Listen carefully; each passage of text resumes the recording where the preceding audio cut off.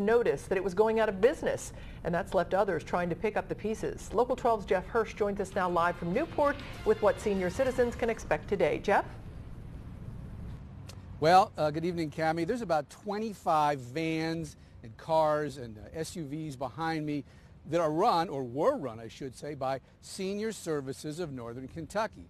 And the question now is, because they're just sitting here, because this place is now out of business, they've closed their doors, financially troubled, they are history. The question is now, who will pick up the pieces, who will provide these and other badly needed services? Well, I'm not too stable of standing up sometimes. Kind of might get wobbly and fall over. Maggie Steffen relies on a walker. She also relies, or rather relied, on the agency Senior Services of Northern Kentucky to provide Meals on Wheels and home health care aids for basic things like getting a bath. When that agency announced on Tuesday that it was shutting down today, Friday, Maggie Steffen says she was not surprised. I already knew it was coming because the Lord let me have a dream. It'd been about 2 years ago.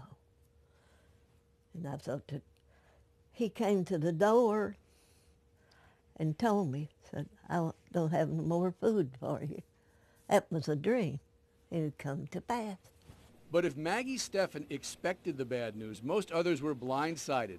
The Northern Kentucky Area Development District has been scrambling to take over or get others to take over 10 senior citizen centers, Meals on Wheels, and transportation and doctor's appointments, among other things. This office in progress with supplies and boxes yet to be emptied is part of the transition in progress. This office will be for the housing ombudsman who helps senior citizens with nursing home issues. This person used to work for Senior Citizens of Northern Kentucky, but with that place going out of business, she is simply going to move over here to the development agency, just pick up here on Monday, not as if nothing ever happened, but pretty close. The senior centers will stay open while a long-term operator is found, and Meals on Wheels already has a permanent new delivery system. There are plans in place, and the goal is to make this, as seamless as possible for the seniors. They deserve it. I'm 87.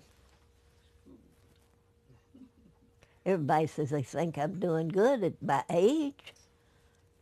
Well, maybe I am. I hope I am when I'm 87. Now, these vehicles here are leased by Senior Services of Northern Kentucky, and so the lease, they've got to go back to the place they're leased. So the question now for transportation is, how are they going to get other vehicles?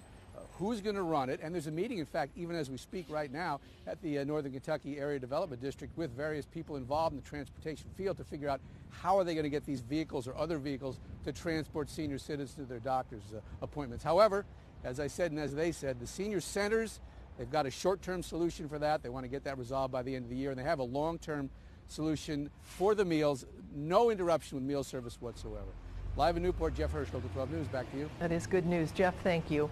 Senior Services of Northern Kentucky had lost several $100,000 during the past few years, but it was supposed to give 30 days notice of any shutdown to the Area Development District, not those 4 days which actually took place.